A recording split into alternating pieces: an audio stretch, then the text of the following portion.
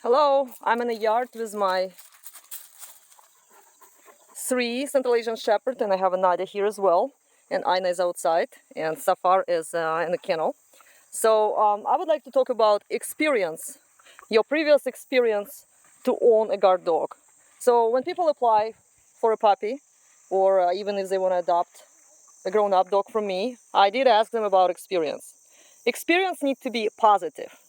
So if you are telling me that you had a Rottweiler growing up and it was extremely aggressive to everyone, including the family, so he have to be locked in a yard, this is not a good experience to have in a guard dog.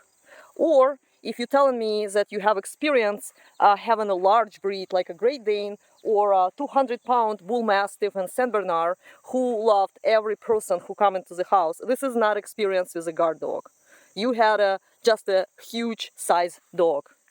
So, if you are telling me that you would like to buy a horse from me, but you experience as a previous horse owner that you fell a couple times and you totally broke right now and you cannot even jump in a saddle anymore, it's a negative experience and you probably don't need to have a horse anymore.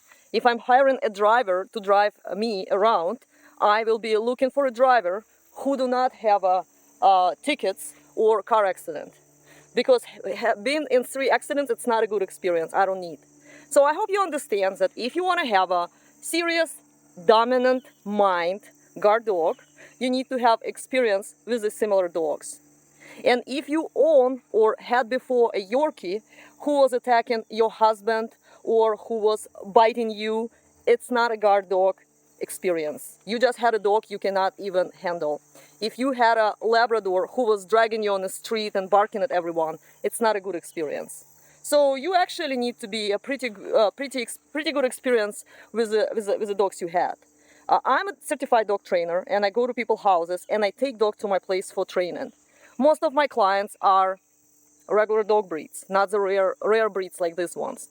People struggle with poodles, labradoodles of all sizes, German Shepherd puppies, Bichon, Yorkies. They tell me stories where this type of dog, being let's say 10 pounds, terrorizing the family, and they cannot take their German Shepherd for a walk because it's 60 pounds, extremely big, dragging around, barking at everyone.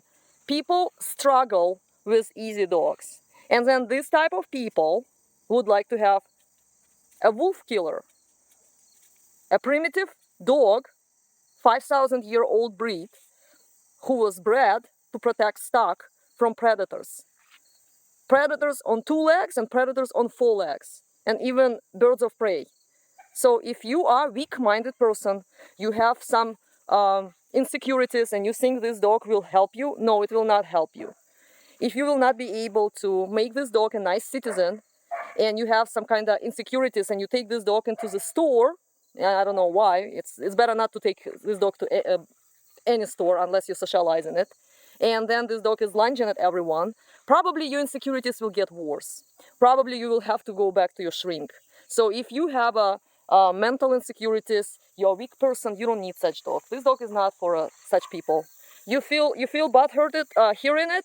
That's okay. You can get a Labrador. You can also find us a breeder who will sell you a dog of this breed, who has a fault behavior. I see a lot of misinformation on internet, including breeders, where breeders said that their dogs are perfect guardians who love every stranger. Perfect guardian can't love every stranger. Okay? It's the same as a good driver will not have a car accident in his experience.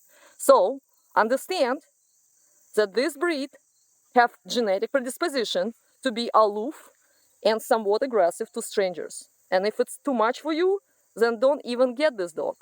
Puppy or adult, you cannot change genetic.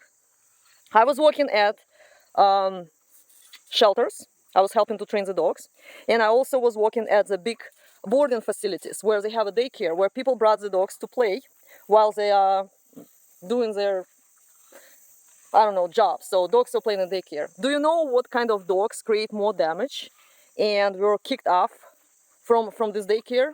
It was a pit bull mixes, German Shepherds and Rottweilers, and mixes of this breed.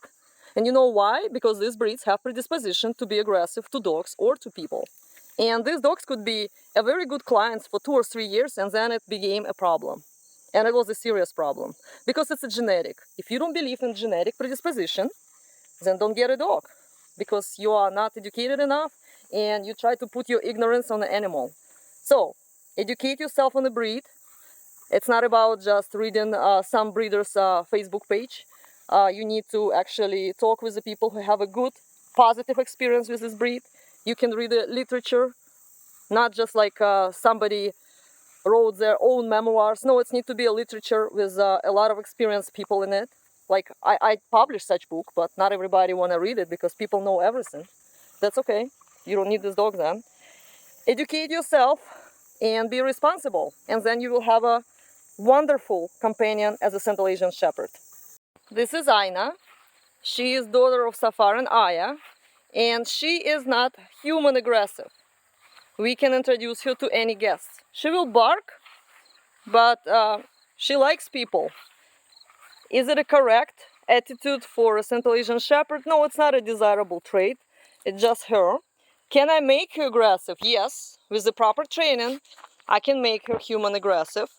But since she ended up being like that, I let her be, and I show her to you, potential customers and people who are interested, as a not exact what you want Central Asian Shepherd to be.